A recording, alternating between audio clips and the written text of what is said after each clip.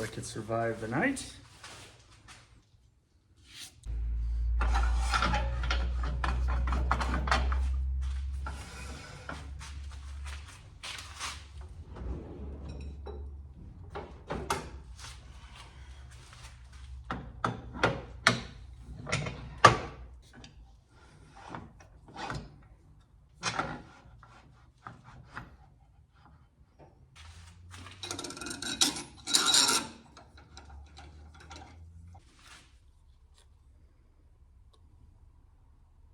You put it on the center point of that bolt and it tells you how deep you're going to go from that spot.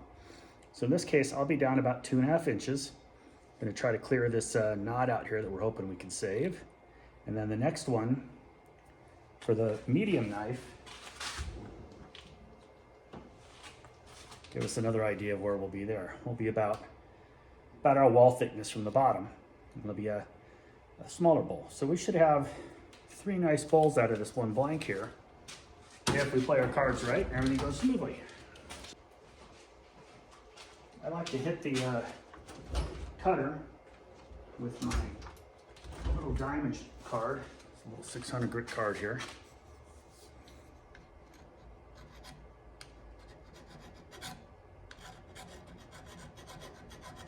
Got a nice little edge there. This is pretty soft wood. I'll still start it with a relief cut to give myself an idea where I want it to be. So I'll be on the outside of that. Go ahead and double check my connection here. This is the spot where you normally get a failure if you're going to have one.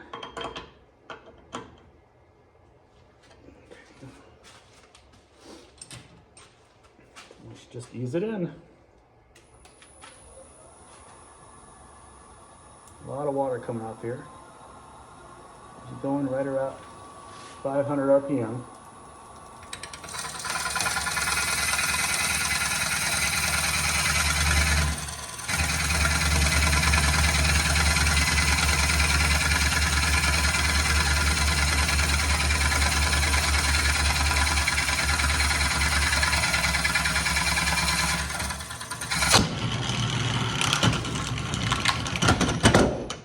And a tenon failure. Can't tell you for certain why the tenon failed here. I've got a nice dovetail connection. I have the marks in here. I don't see any break off from the tenon itself. So we will mount it back up and see if we can get it going again.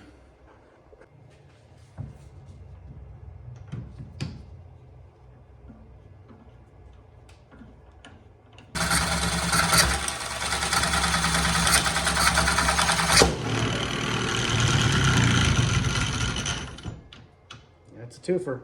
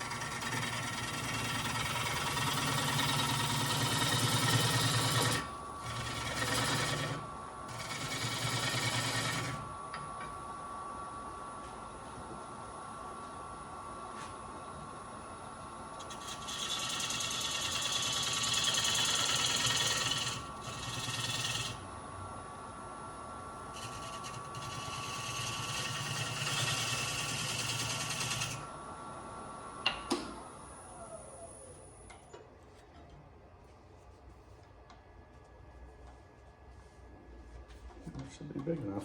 Let's give it another shot.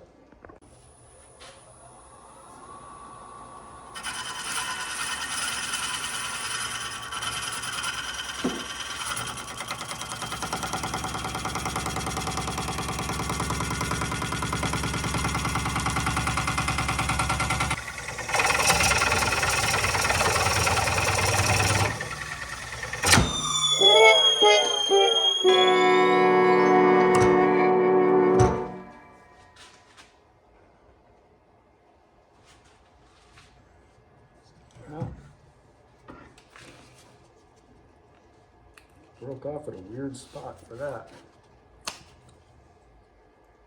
Got one bowl blank out of it, but it's teeny. It's still enough there to clean up. It didn't really damage anything inside here. So let's get her back on and see if we can do the big one. But boy, this is not going smooth on this wood.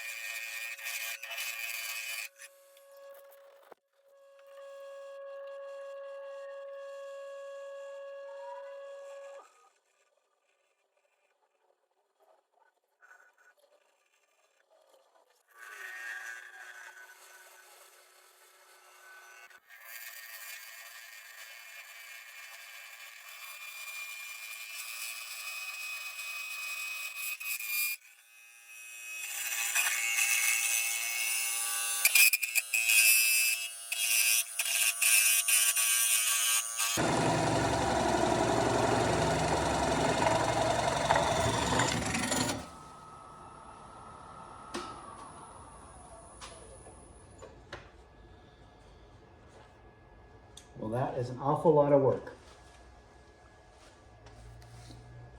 But you do get an opportunity for a nested set of holes.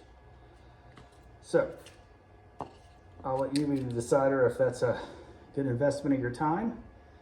But you get 3. Now I got to clean this one up and get it ready for waxing.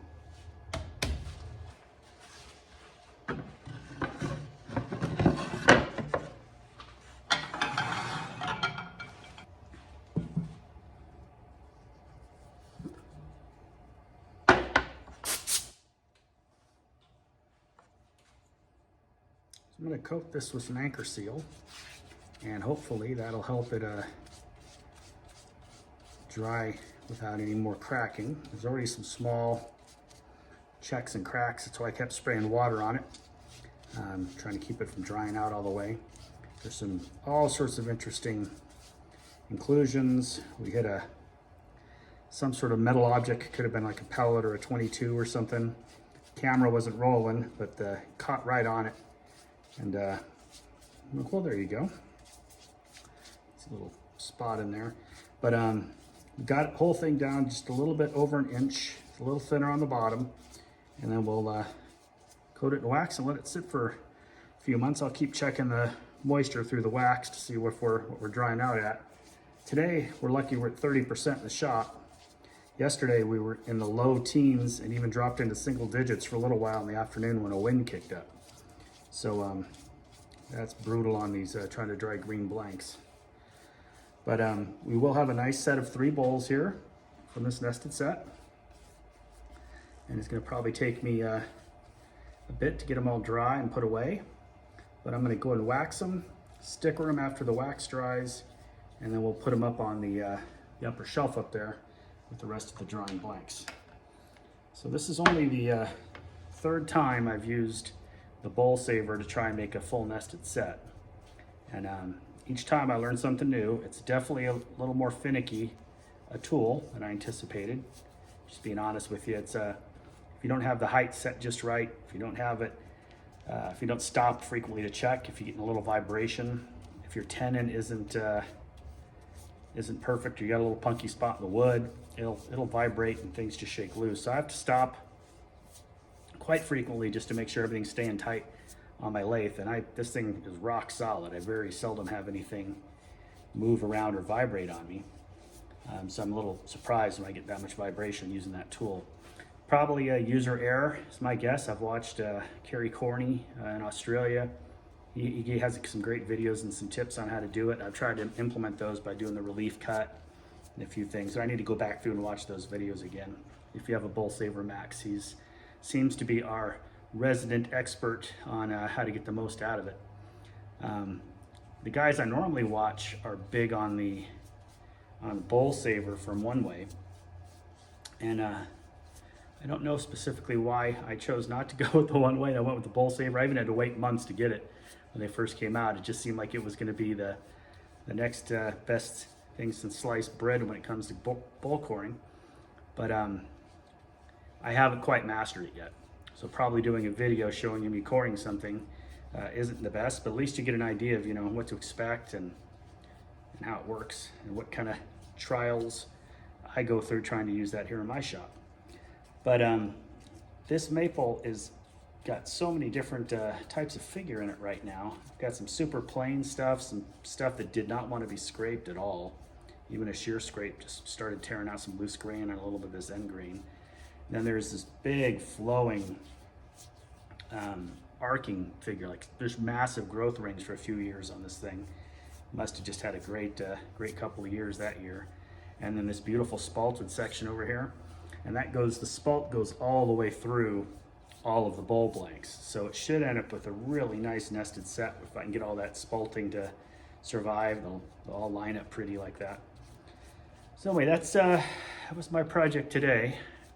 Now let's get these things, rest of them waxed and up on the shelf, and I guess we'll go back and revisit this product in probably come this late fall or maybe early next spring next year. It just depends on how these dry out. But definitely, we've done everything we can to preserve this nice big piece of timber that was just heading to the landfill a few weeks ago. So thanks for joining me. I hope that you learned something and enjoyed it. If you don't mind leaving me a comment, lets me know how I'm doing. Tell me what kind of content you want to see when I've done something silly or stupid that you think, hey man, you should have done it this way. Point it out. I'm not above that at all. I'd very much love to keep learning and keep getting new tips from guys.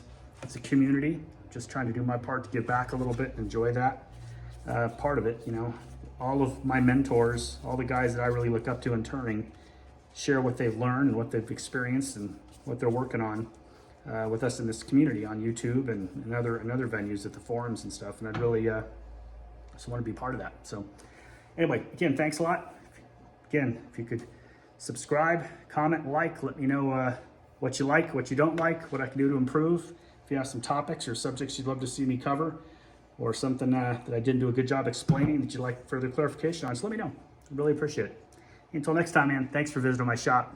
This is Tony. Talk to you soon.